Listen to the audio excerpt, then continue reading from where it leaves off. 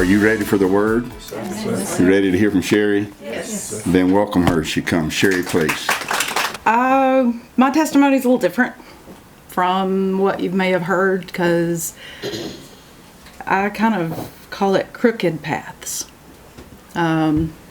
Started out, we weren't raised in church. We'd go here and there, but Dad was a Methodist, Mom was a Baptist, didn't meet.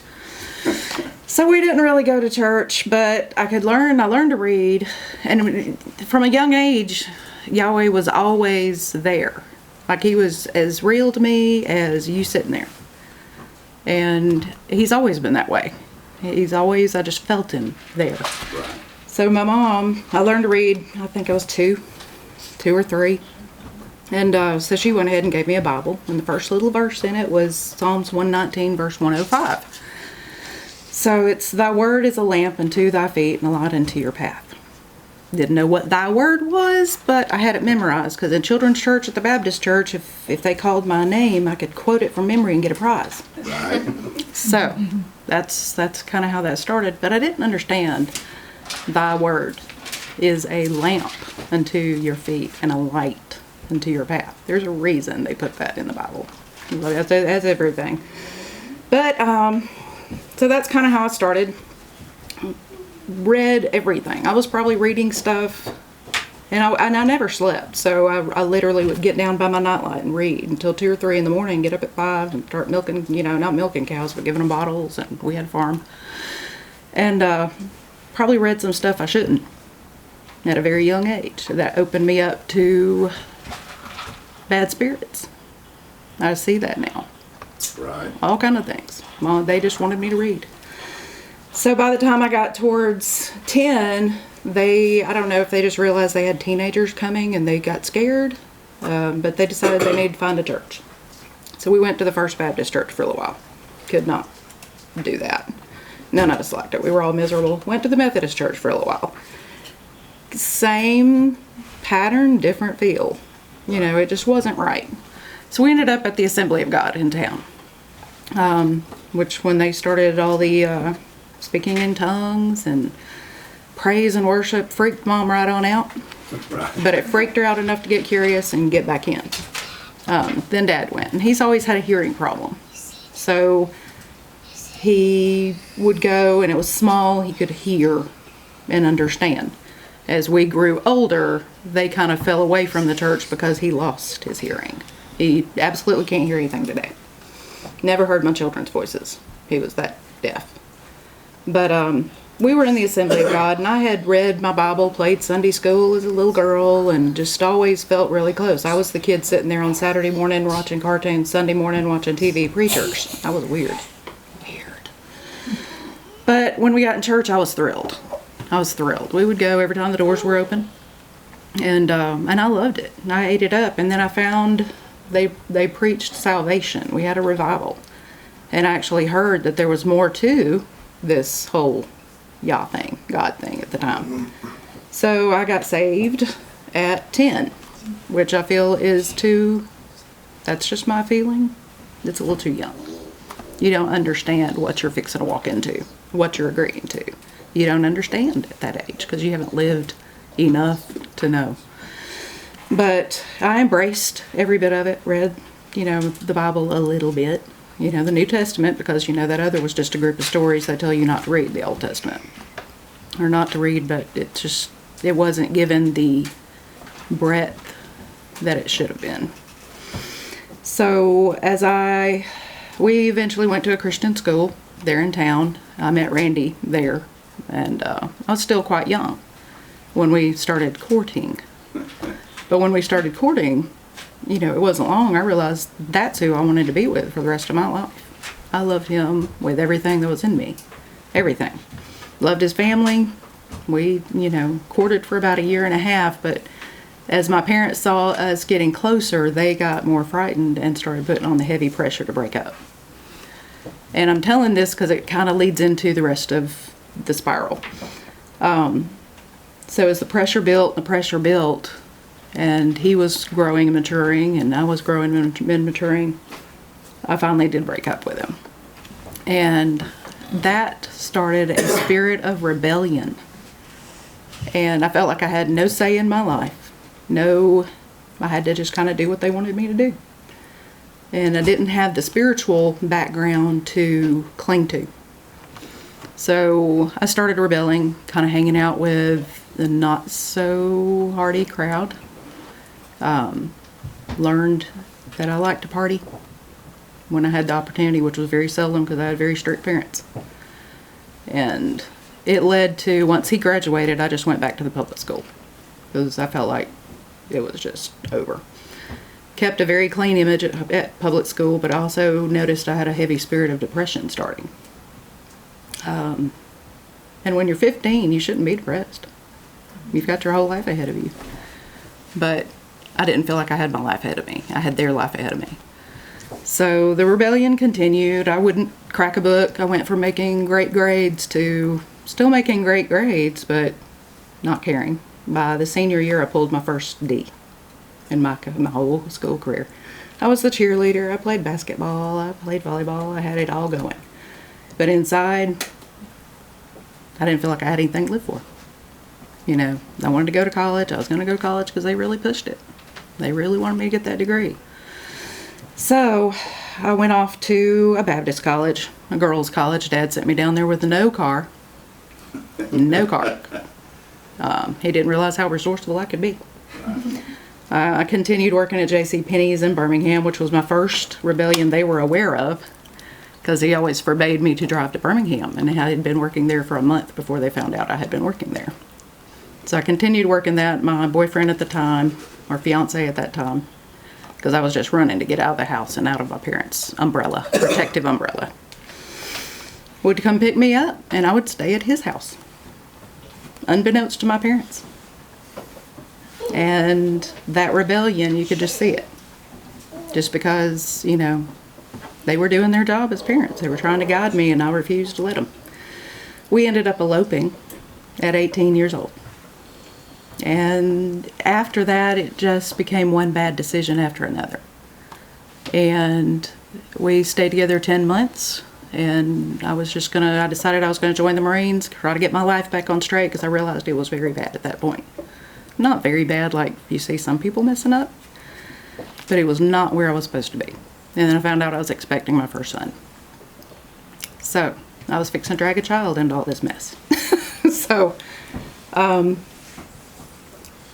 we reconciled. We stayed together another 3 years, and it eventually broke up.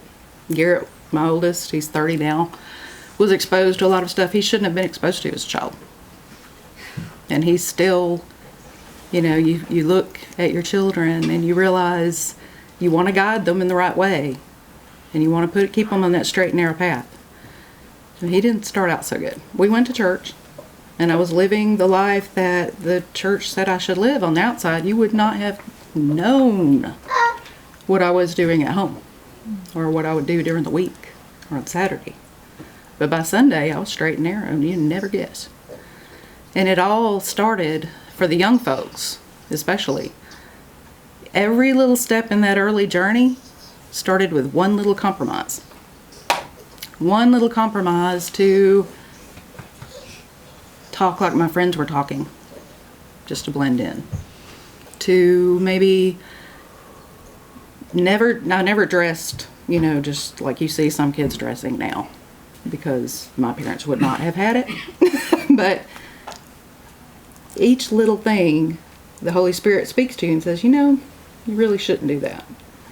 Oh, but it's just this one time. Each of those little one times crooked that path that the Word was supposed to be keeping my feet on.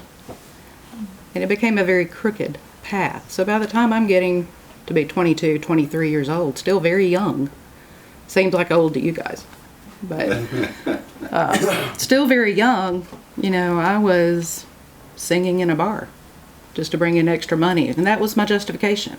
You know, we're fairly broke. This is an easy $300 a weekend. Back in the early 90s, that was a lot of money. Singing in a bar and, you know, hanging out with people doing what they do there. That was way off the path I chose at 10. So I met my other two boys' dad when I was 24. Did not, he was the all right opposite of the first husband. He had a stable job. He was very, straight on what he believed in. We didn't find out until after we married. We believed very differently. So another bad decision.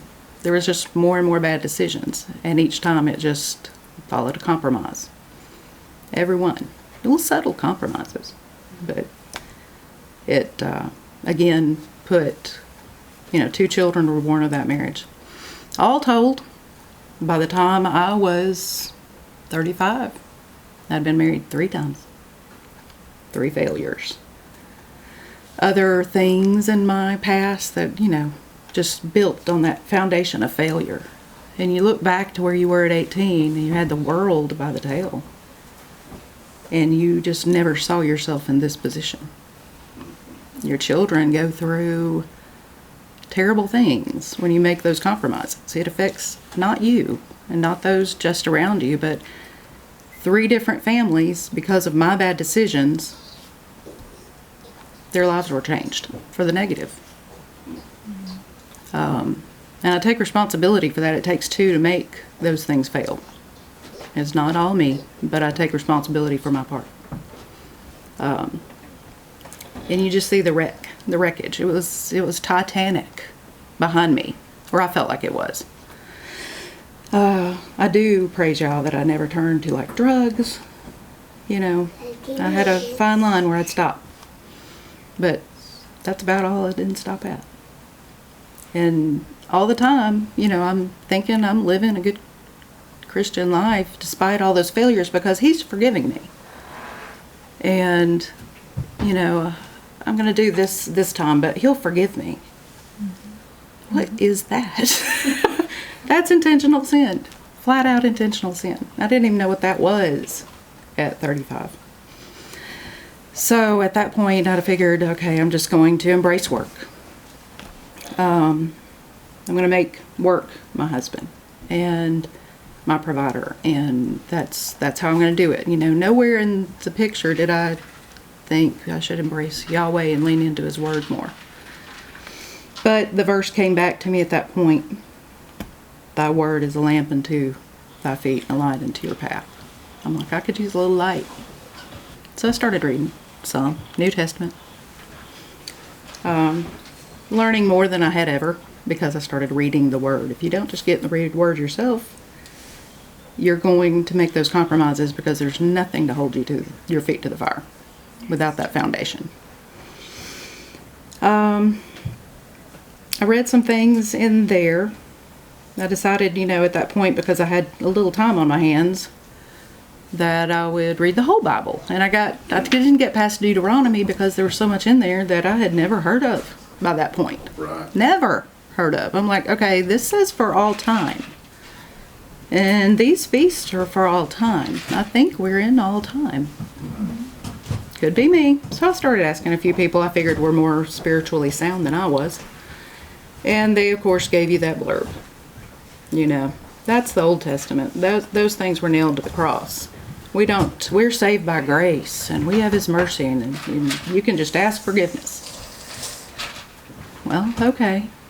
I bought it, and I thought, okay, well, that didn't feel right, but I'll do that. But then work started going under new management. And at this point, besides my children, this is really all I had to hold on to. Because I had embraced this work. It's going to be there for me. I'd been there at this point 8 years, 7, somewhere. But the management started changing. And it started going away from that family-run operation to corporate feel. And office prayers were not encouraged. And it lost the family feeling. And it started feeling more and more and more stressful.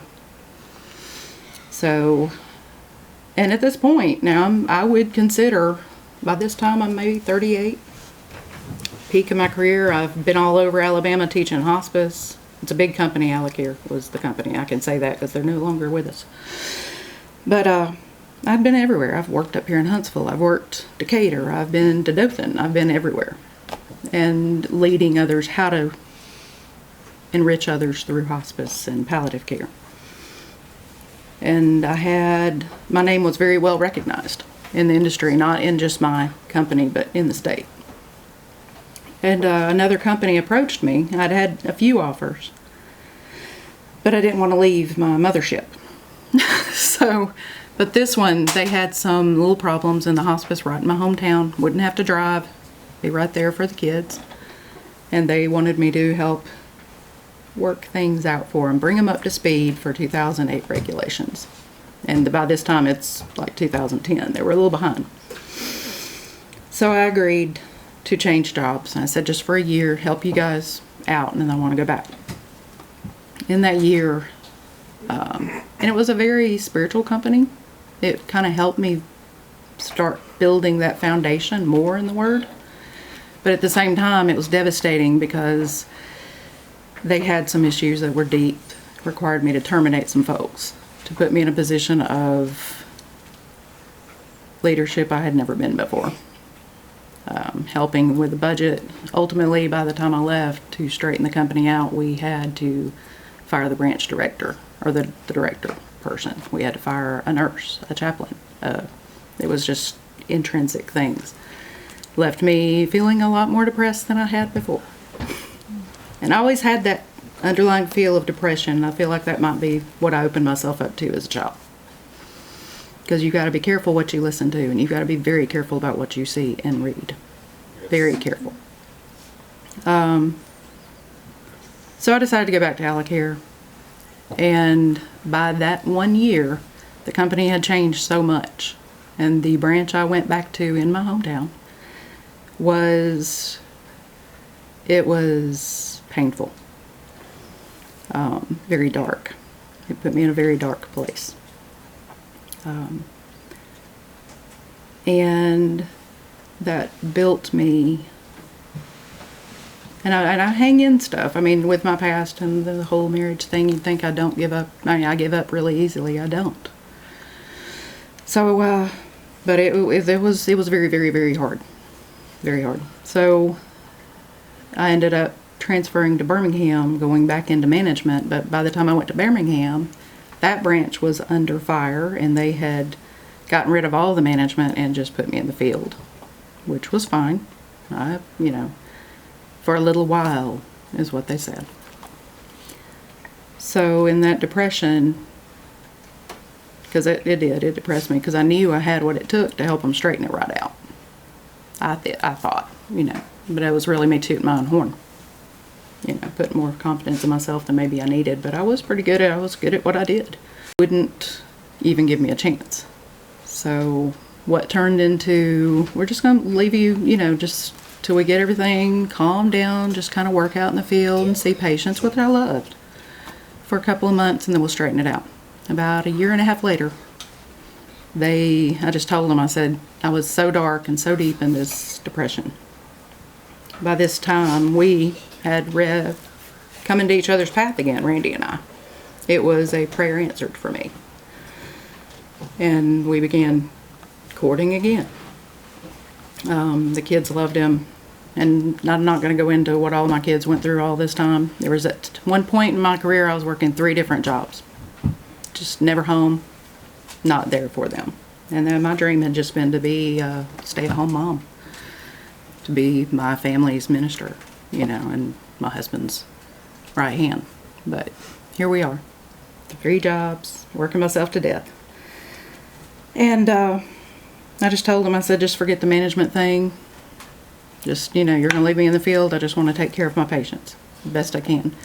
So they took 2 nurses I had trained and immediately put them in management positions.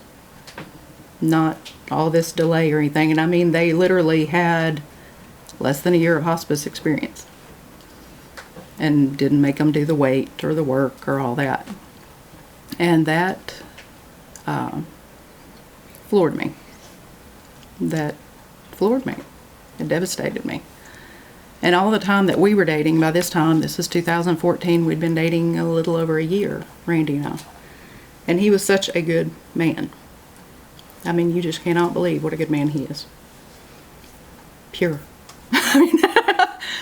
And I was so the opposite, that it was adding to the depression. You know, even that, personally, my world was becoming depressed. Work, I was becoming depressed. And all I could think of was my past. The devil will bring it up at you as often as he can, especially if you're on the verge of a breakthrough, or the edge of a breakthrough. And all I kept telling myself was, I'm going to wreck him too. And I'm going to put my kids through all that mess again. Even though we were not married, we were not, I never lived with anybody. I never, crossed that line. But I knew, I loved him so much, I didn't want to ruin him, as I had ruined others. And then when work just came down to what happened, and I'm going to be in the field working for these people I had trained. Pride was also another thing I'd had all my life. It really reared its ugly head. And UAB had offered, they had a new program, a palliative care program for people that were not dying, but had potentially terminal illness. And if they were very sick, but had 2 to 3 years left, we wanted to bring them in and try to turn their picture around. And they really wanted me to take the nurse job there with a $20,000 a year pay cut.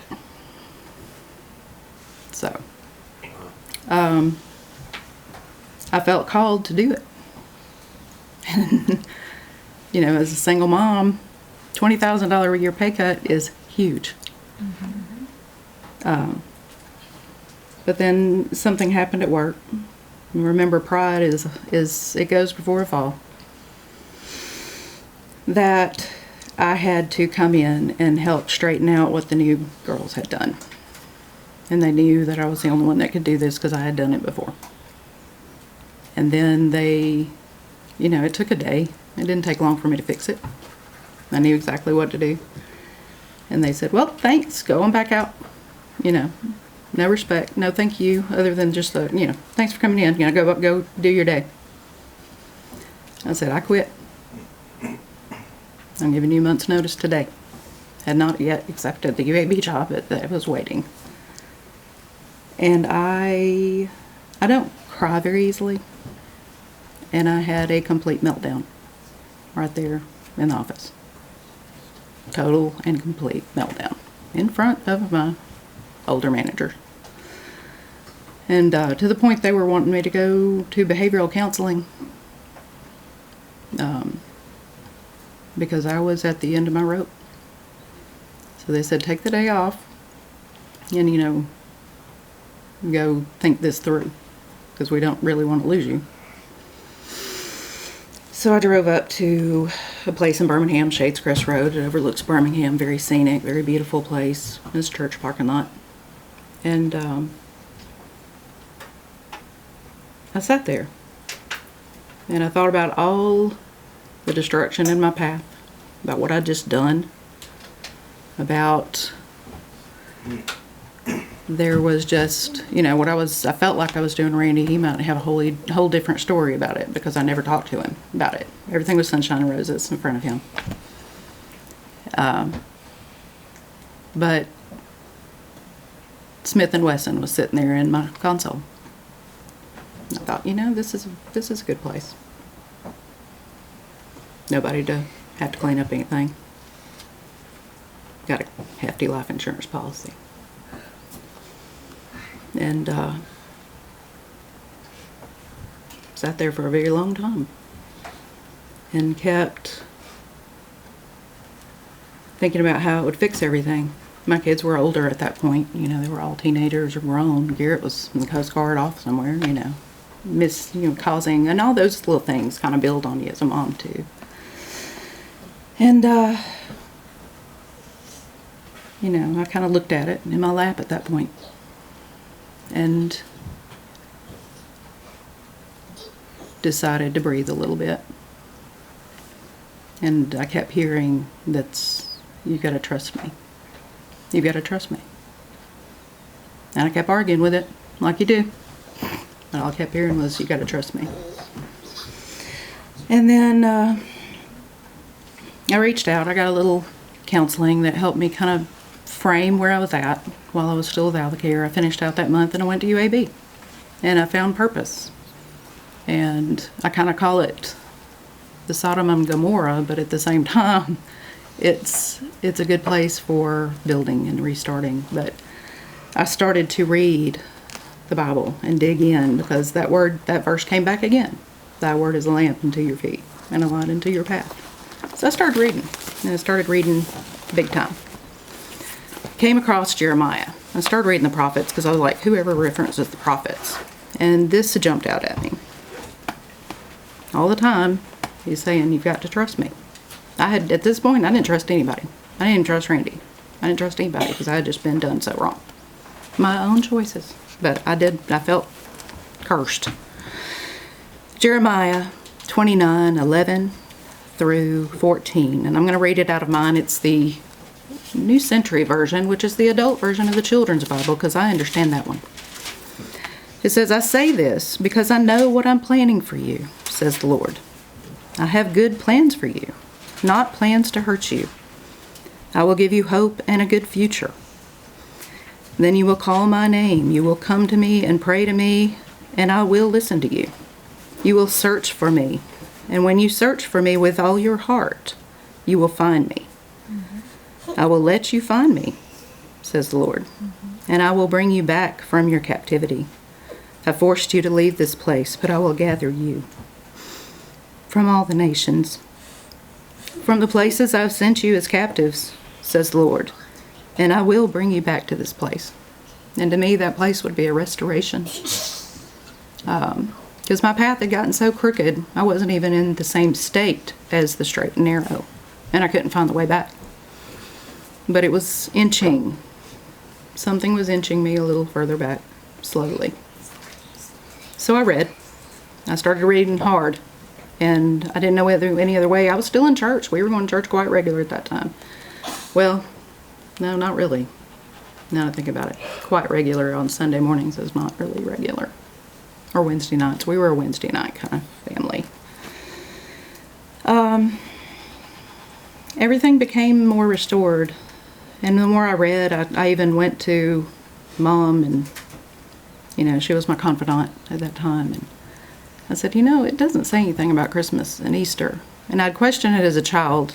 And I took what she gave me. And I said, everything's so shallow. Everything that we go to church, everything, I said, I can read, I can take my Bible to church and follow what he's going to say because I've heard it 10 years before. And because it's all highlighted, and even the notes in the margins are the same notes. And I said, why are we doing Christmas and Easter when there's nothing about Yahweh or God at that time? I had not come to Yahweh yet. And it was never a big deal growing up. We'd color some eggs. We might hide them a time or two. We didn't really make a big deal of it. Christmas, you had a limited budget. It was about the gifts. It really never was about Jesus in the home. And we were a Christian home. We just never practiced. It's a big difference. So she was, by this time, she's got grandkids. And she's just, oh, you're not going to take that away from them. Blah, blah, blah, blah, blah. We've all heard it before. So I let it lie. Because, I firmly believe in honor your father and mother. But I started digging a little bit more. And digging a little bit more. And realized that I had raised my children, now all teenagers, completely wrong. And by the oldest, I was starting to see he was taking the same path I had. It had rubbed right off on him, like a generational curse. So I envy you parents who have been raised with Yahweh and in this knowledge that you will not have to watch your children go down the same slippery slope. Don't let them. And you young folks, compromise is the devil. Don't. It'll get you to a place where you just never pictured yourself going. So I developed a peace the more I read, and hung in there with Randy because he is a good man, and I believe Yahweh brought him back into my life for a reason. He was in the process of restoring me. And I would say I kind of know when it started, but I don't. But I know that moment in Birmingham in my car was the turning point. Because you just can't get any lower than I felt at that moment. Went on. I worked 2 jobs. I continued working at Alicare for another 4 years after that because I needed the income. But there was money on the table at UAB. And I thought, well, money on the table in the form of they'd pay for my education. And so I enrolled. My last semester at UAB had put me in the GPA of a 1.6, which was probation, automatic probation. But I passed. And then each semester I was able to, building on God's promises, and at that point I still did not know his name because they took it out of the Bible. He was just Lord. But I'd call on him a lot.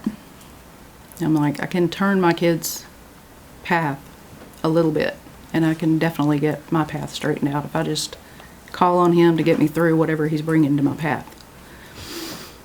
And I learned to really lean in and lean on him. And around 2019, I believe it was.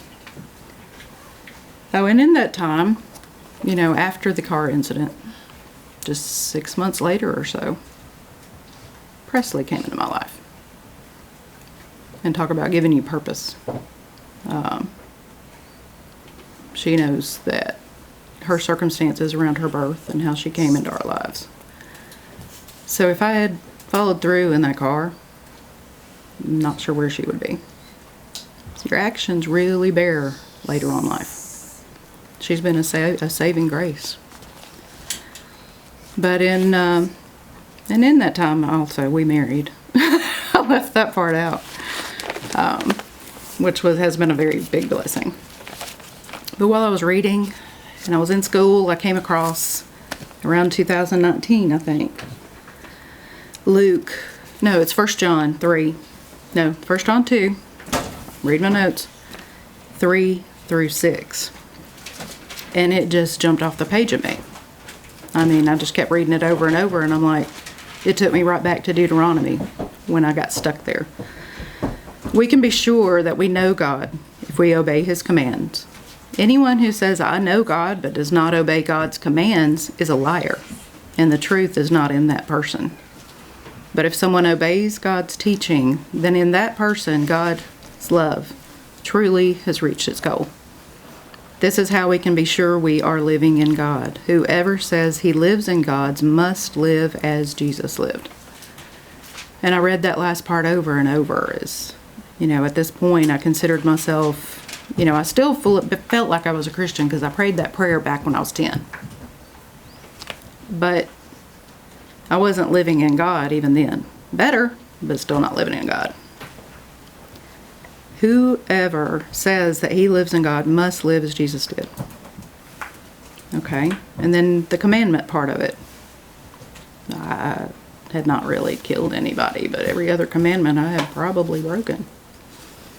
I didn't recognize, music could be an idol, but it can. I was very steeped in my music. So I went back to Deuteronomy. And then I went back to Numbers. And then I went back to Leviticus. And then I started realizing that we really have missed a bunch. And Yahweh opened my eyes. And I came across something. It wasn't TV. It wasn't a ministry. I wasn't watching, Steve at that point.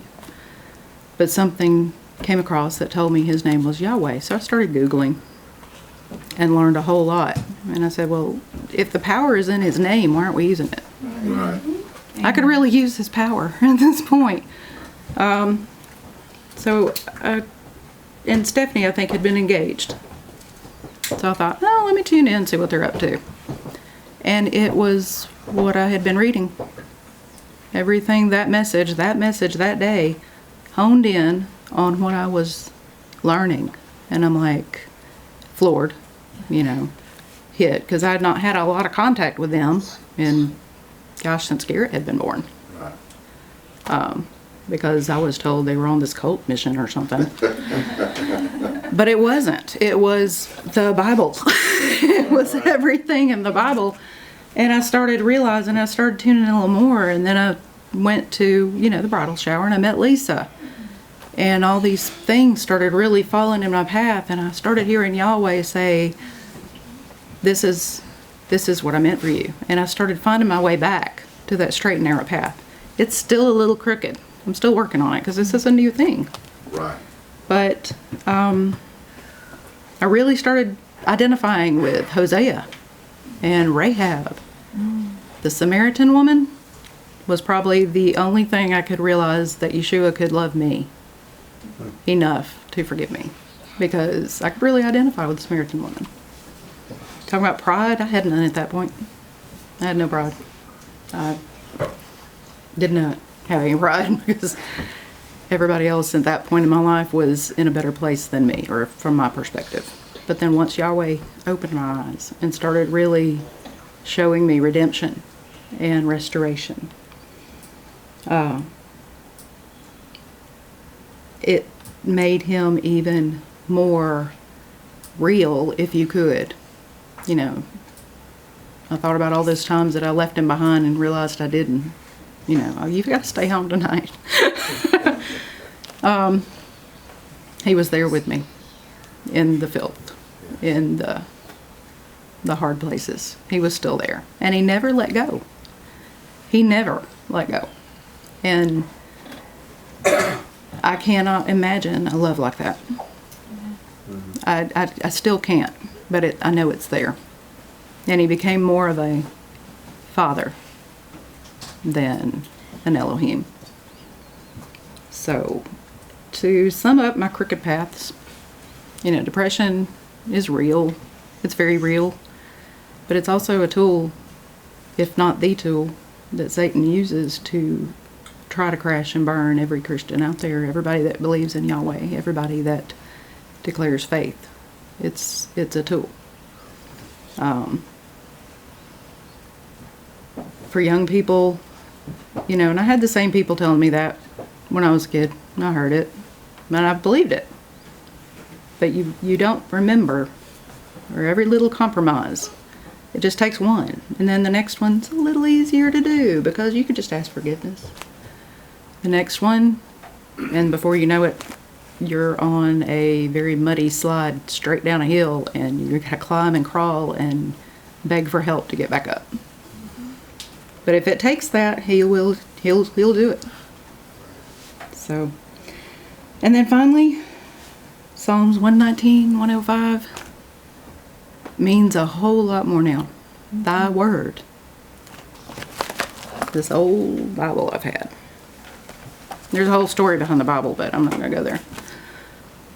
Is a lamp unto your feet. Because when you're in the darkness so bad, you got to have that light.